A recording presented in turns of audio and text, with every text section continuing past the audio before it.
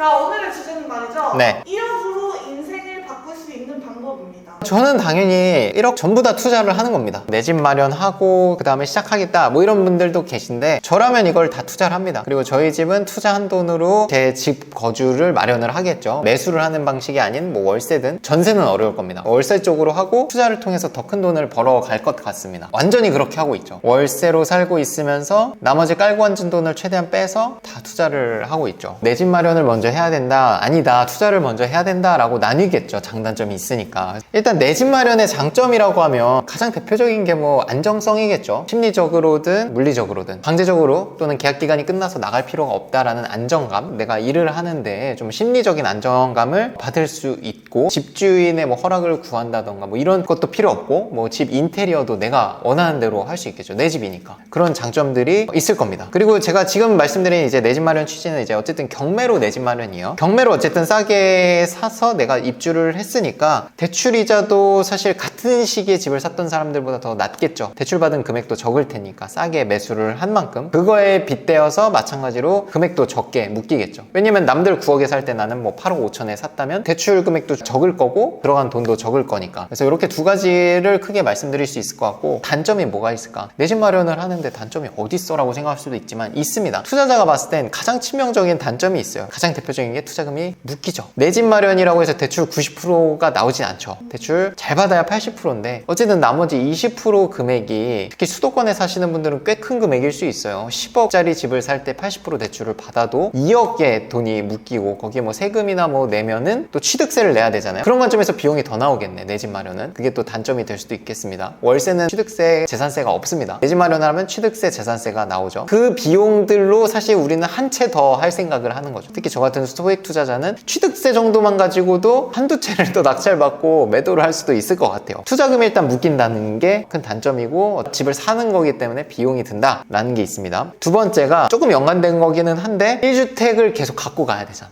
3주택부터는 취득세 중과 라인이라 그때부터는 1억 이하를 봐야 되는데, 2주택까지 내가 취득세 중과가 없어. 근데 그 중에 반절인 1주택은 내가 내 집 마련으로 갖고 있으면 내가 돌릴 수 있는 건 한 주택밖에 없어요. 투자를 해서 돈을 벌 수 있는 건 하나밖에 못해요. 근데 PD님이 지금 2개씩 굴려갈 수 있는 건 뭐죠? 실거주 집이 월세잖아요. 그래서 가능한 거잖아요. 심지어 그 두 채 중에 지금 한 채는 1억 이하죠. 그럼 세 채까지도 할 수 있는 거예요. 실거주 집은 1억 이하에서 실거주 하시는 분은 뭐 많지는 않은 것 같아요. 내 집 마련을 하는데 공시가 1억 이하를 산다? 그거는 쉽지 않기 때문에 1주택을 내 집 마련을 먼저 한다라고 하면은 1주택을 사놓고 나머지를 운영해야 되기 때문에 제약이 굉장히 일단 많아요. 또 하나의 제약은 이제 대출. 보통은 대출 받아서 내 집 마련을 하죠. 이 대출을 끼고 가는 거기 때문에 다음 대출에 좀 어려움이 있을 수 있다. 투자로 하는 대출이. 그리고 마지막이, 물론 경매로 사면 좀 낮기는 한데 내 집 마련 해놓은 거는 가는 거잖아요, 쭉 장기간. 근데 이게 많은 돈이 묶여 있는데 이게 만약에 하락기에 겹쳐서 내가 매수한 금액보다 더 떨어진다라고 했을 때는 그 상황에서 내가 다른 것들을 투자를 정상적으로 할 수 있을까? 심리적으로 어려울 수 있을 것 같다는 생각이 듭니다. 준비하면서 아씨 단점 개 많네 하면서 다시 한번 제가 내 집 마련은 저 멀리 갔습니다. 다시 한번 투자로 더 많은 돈을 벌겠다라는 주의가 더 강력해졌으면, 이걸 준비하면서. 내 집 마련 차원에서 장단점을 봤고, 이제 투자 측면에서는 장단점이 뭐가 있을까? 자, 투자는 또 장점이 없을 게 많아.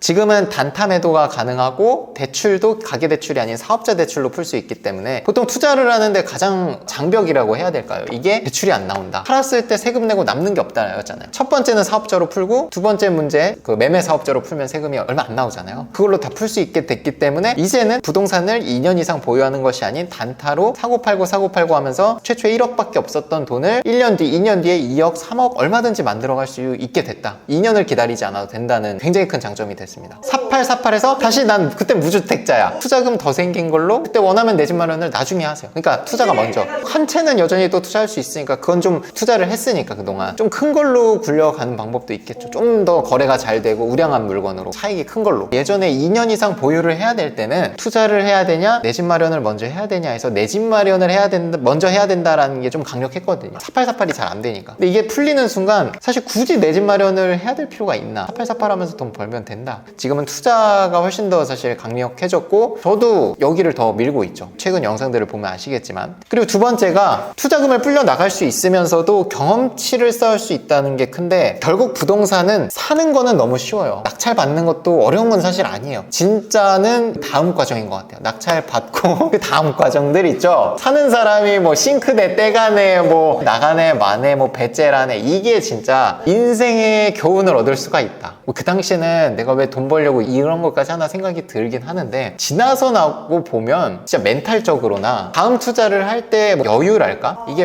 엄청 많이 생기는 것 같아요. 시야가 더 넓어지고 웬만한 실랑이에는 내가 타격감이 없어. 그런 경험들을 해봐야지 다음 거 할 때 안 무섭다니까요. 초보자들이 무서운 건 그런 경험이 없기 때문이에요. 4848 하면서 돈도 늘어나지만 내 경험치가 늘어나면서 다음 물건 볼 때는 더 큰 돈으로 더 좋은 물건, 더 큰 돈을 벌 수 있는 걸 볼 수 있는 게, 투자금이 늘어서 뿐만 아니라 경험치가 쌓여서 더 자신 있게 베팅을 하게 되는 것 같아요. 하나 더 있어요. 장점은 끝이 없습니다. 경험담인데, 집을 월세로 사니까 이사가 너무 편해. 그런 생각 안 해보셨어요? 월세 보증금은 크지 않잖아요. 그럼 집주인이 보통 전세는 전세입자가 구해줘야 금액이 크니까 받아서 주거든요. 근데 월세 보증금은 통장에서 바로 꺼내주기 때문에 이사 날짜를 뭐 맞추지 않아도 웬만하면 편한 때 나갈 수 있어요. 경매로 집이 넘어가도 최우선 면제에 들어가고 집주인한테 돌려받기도 사실 어렵진 않으니까 금액이. 단점은 어쨌든 투자라는 거는 내 집 마련 차원에서 한번 매수하면은 오랫동안 다시 집을 거래할 일이 없잖아요. 투자는 어쨌든 계속 거래를 할 일이 생기잖아요. 사고 팔고 하는 거니까. 그러다 보면은 항상 좋은 투자만 있는 건 아니잖아요. 특히 초보자분들은 실패한 투자를 경험할 수도 있다라는 측면에서 제가 준비를 했는데, 이것도 어쨌든 경험치 쌓는 측면에서 실패한 경험도 되게 큰 자산이거든요. 손해보는 일이 일어날 수도 있다. 근데 사실 저는 없었어요. 경매로 특수 물건이나 이런 거는 잘 안 하기 때문에 안전한 물건 위주로 하니까 웬만하면 마이너스 날 일이 없긴 했는데 가능성은 있는 거니까. 그러고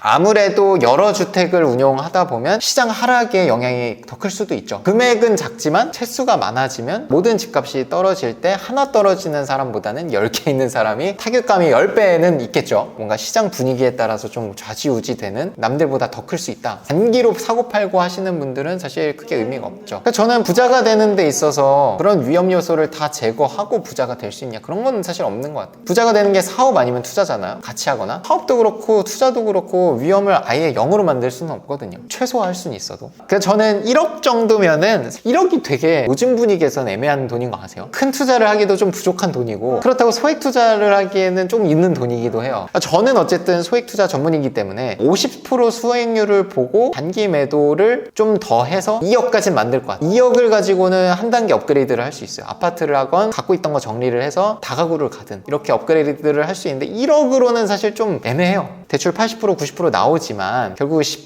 20%의 금액이 1억이 넘기도 하거든요. 장납을 내가 해야 되니까. 2억 정도는 있으면 좋겠어서 2억까지는 어쨌든 단타 매도로 좀 더 굴려볼 것 같아요. 50% 수익률이라는 건 50% 수익률에 한 4개월 정도 매도로 낙찰받고 4개월, 1년에 3채인데, 저는 사실 한 채를 하는 게 아니라 1억이면은 사실 2채 3채까지도 할 수 있거든요. 그게 3채를 계속 사이클을 돌려가는 거죠. 그러면 3채를 3번씩 하면 맥시멈 9개까지는 할 수 있는 거죠. 50% 수익률이라고 하는 건 내가 들어간 돈 대비해서. 지난번에 낙찰받은 물건 소개했는데 투자금이 한 2,500만 원 정도 들어간 걸로 기억을 해요. 걔 50% 수익률이라고 하면 내가 2,500만 원 넣어서 1,500 좀 안 되게는 벌어야겠죠. 1,300만 원. 그 수익률로 가는 겁니다. 그런 식으로 계속 굴려가는 거죠. 저는 내 집 마련 시기를 언제로 보냐면, 투자자들한테는 모든 규제가 풀렸을 때, 지금같이 취득세 중과가 없고 다주택자인데도 대출이 나오고, 이런 시기가 언제냐? 하락기예요. 정부 입장에서는 이걸 살리려면 결국 다주택자들의 손을 뻗을 수밖에 없거든요. 역사적으로 그래요. 과거에도 그랬고. 그런 시기에 사는 게 좋지 않을까. 왜냐면 내 집 마련 제가 하고 싶어도 12% 내고 대출도 안 나와요. 수지 타산이 안 나오는 거죠. 그것들이 다 일단 제거가 돼야 될 거고, 하락기일 때 사실 매수를 할 수 있는 거는 그냥 일반 대중이 아니라 투자자들이라고 생각을 해요. 그래서 그때 사는 게 세제적으로나 투자금을 좀 적게 묶이게 하는데 가장 베스트고 싼 시점에 사는 거잖아요. 경매로 취득하면 더 좋겠다는 생각도 해요. 최대한 4848을 그동안 잘해서 투자금을 좀 많이 불려놔야겠죠. 그래야 더 좋은 아파트를 볼 수 있으니까. 이 인생이 갑자기 바뀐 건 없더라.